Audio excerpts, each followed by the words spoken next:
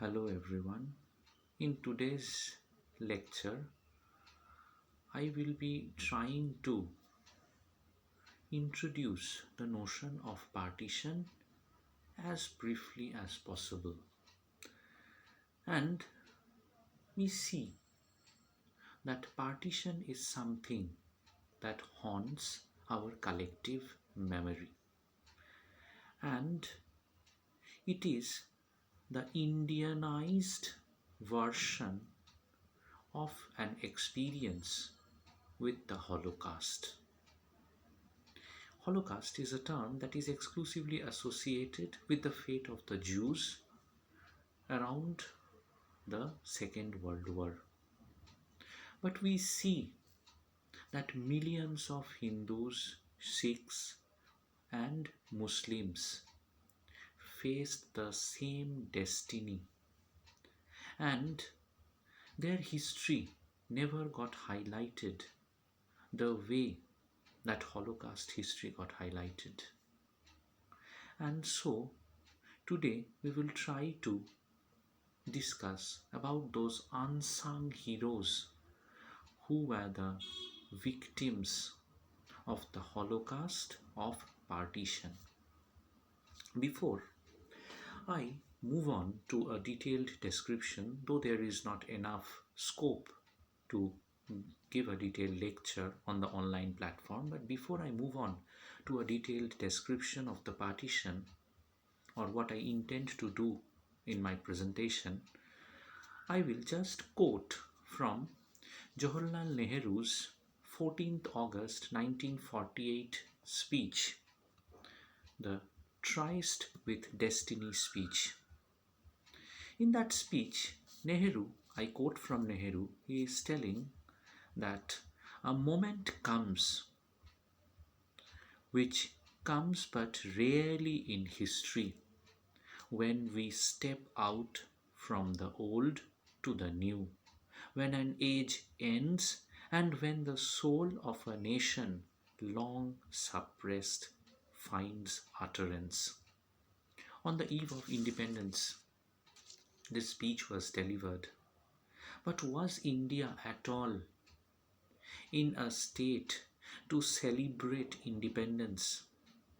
Was India at all finding utterance to its long suppressed self of being colonized? No. Rather, India was struggling with the notion of trauma. We see that partition was like an encounter with trauma. La Karpa, Kathy Karuth, their trauma theories are already there regarding the Holocaust. But we need to develop an Indianized notion of trauma that we experienced during the time of partition. Millions of people were displaced, millions got killed, thousands and thousands got abducted and raped. And the notion of being rooted to a particular place was lost. We lost our roots, we lost connections with our ancestral homes. That was our encounter with the trauma of partition. And this trauma has got transmitted to later generations. I can say that to be born an Indian, to be born a Pakistani, or to be born in this subcontinent as a Hindu, Muslim, or a Sikh, you are as if born with a notion of the original sin. This sin that we are born with is the memory of partition, the memory of partition that has been captured and transmitted in and through the collective memory of a particular nation or culture. This is something that we have inherited in our tradition, the trauma of partition. And Suddenly, within a day, two nations were born. And as two nations were born, suddenly a portion that used to be my homeland became an alien territory. And there was no option of going back. There was no option of crossing those barbed wires. The historical trauma of partition has to be considered in terms of the struggle for decolonization and the birth pangs of two nations of India and Pakistan, and the creation of, and the sudden creation, I should say, sudden creation of new national identities. The trauma of partition, it has to be examined in terms of the violence, in terms of the violence that were perpetrated on the woman's bodies. The trauma should also be explored in terms of religion that became a singular marker of identity in the midst of communal riots and migration, forced migration from Pakistan. Phantom trains were coming with an orgiastic display of slaughtered bodies, and the same was taking place as trains were going to Pakistan, to and from Pakistan. We see that such ghost trains were carrying thousands of dead bodies, and those dead bodies, on those dead bodies are imprinted the trauma of partition, and that trauma as a spectacle is still alive in our collective memory, is still alive in our collective memory. As I was talking of, suddenly a new nation was formed, or rather two new nations were formed, and it was quite traumatic. Why? Because there was a forced amnesia, in the sense you were forced to forget your homeland. The notion of home, the notion of roots were lost. And here I am reminded of Gloria Anzaldua's text Borderlands, and I will primarily quote a portion from Borderland that I remember. In the sense, I quote from Anzaldua, though it is in a different context. It talks about the Mexican border, but still the quotation is extremely important as far as the notion of partition of India is concerned. Do not enter. Trespassers will be raped, maimed, strangled, gashed, shot. So what we see is that these are the concomitant acts of violence that are usually associated with acts of partition. And these are the traumas that we must live with pre and post partition. This is something that we can talk about regarding the historical trauma of partition. Now, I move on to a discussion of the fate of women and children during partition. Very briefly, I will introduce. We see that if we go back to Urvashi Butalia's text, or if we go back to other partition texts primarily dealing with the history of partition, we will see that an approximate statistics is given that 75,000 to 1 lakh women were abducted. Many more were raped during partition. And we see that partition, it rendered many thousands of women alone. It ruptured their life. And the sense of normalcy was lost. We must keep one thing in mind, that how partition is viewed by men and by women. And if we look at those perspectives, we will see that men essentially view partition in a different manner from women. And men are much more articulate regarding their experiences of partition. For men, partition was primarily the loss of the motherland. For men, partition was primarily the loss of family honor and all those things.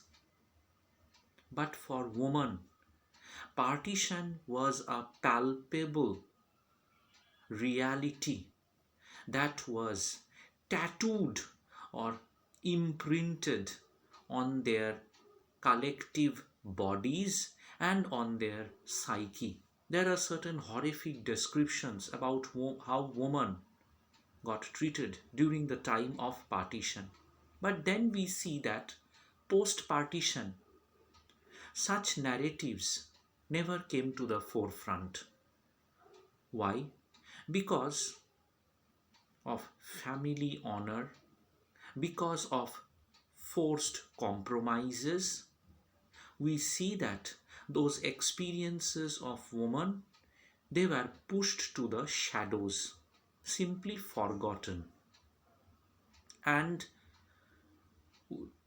we must be thankful to writers like Urvashi Butalia for trying to bring out those experiences to the forefront.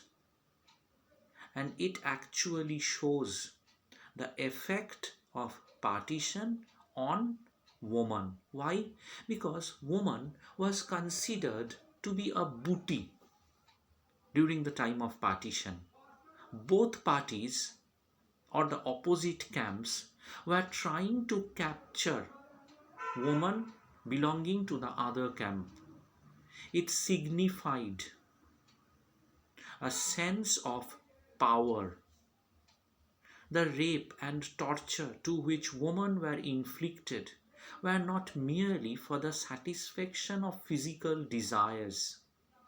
Rather, it was a type of power politics where one race was trying to imprint its victorious mark, and in the process it was a type of humiliating blow to the manhood of the other race. It was like establishing your manhood as you raped women belonging to the opposite religion, or loss of manhood as you allowed your woman to be raped. So what we see is that in this struggle for reassertion of manhood, women were ultimately treated as chattels, and their subjective position always got denied. That has been the position of women from time immemorial. They have always been denied their subjective position, and they have always been the object of male gaze, male desire, male lust, and everything.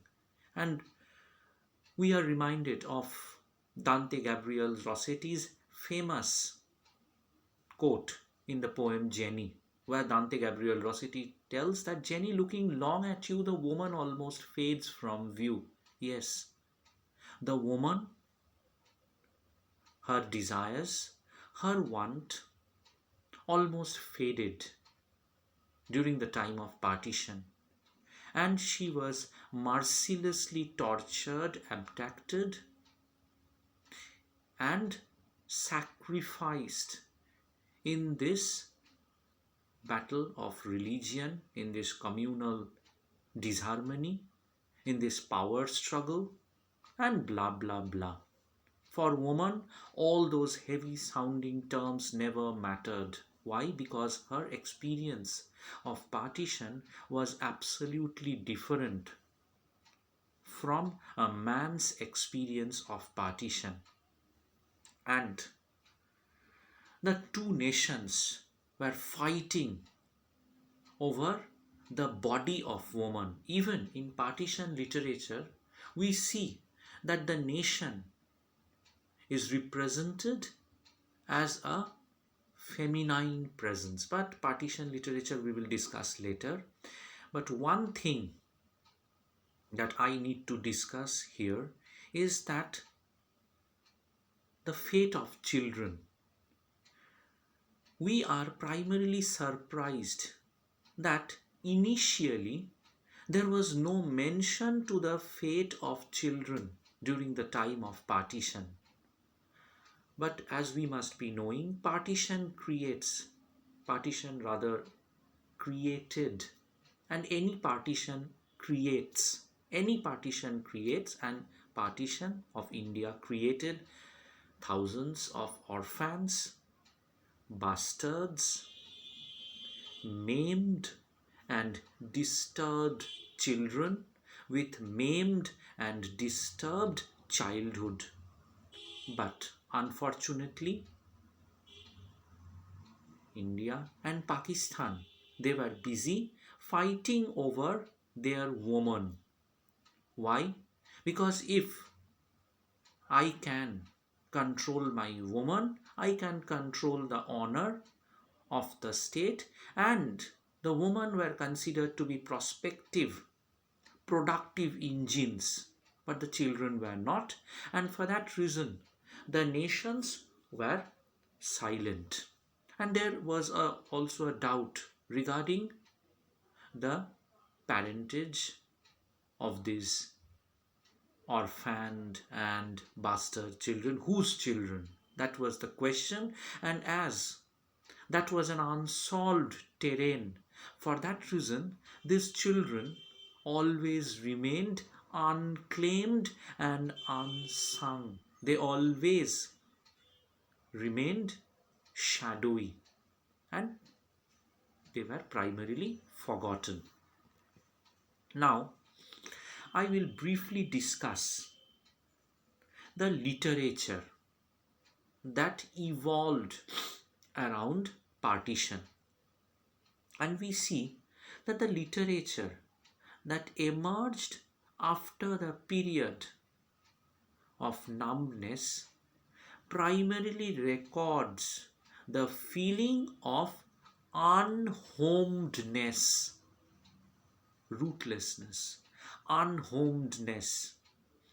And we see that this is a strange tropology of exile that made every writer write a sense of history that was already fading. And there is not enough time now left. We cannot discuss partition literature in detail. But we must note one point, that most partition narratives, they focused on the grand narrative of the country ravaged, torn asunder, repped, and that was a primary representation of partition literature. And partition literature was a parallel to the historical process. In the sense, partition literature was also trying to create a sense of one of the worst pogroms of or in human memory, and in trying to grapple with the enormity of misery, writers dealing with this period obsessively deployed imageries of violence, destruction, rape.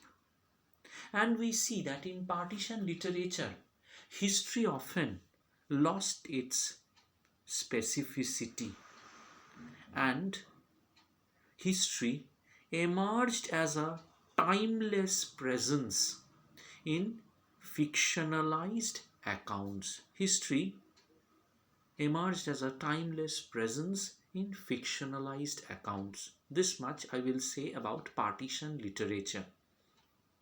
And now to conclude, to conclude, I would like to say that India's birth as a sovereign nation state was handcuffed to violence, bloodbath, and most importantly, migration of people from one side of the border to the other.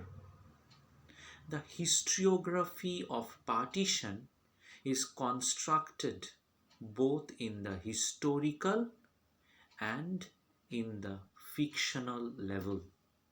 This was a very brief lecture on partition. Thank you.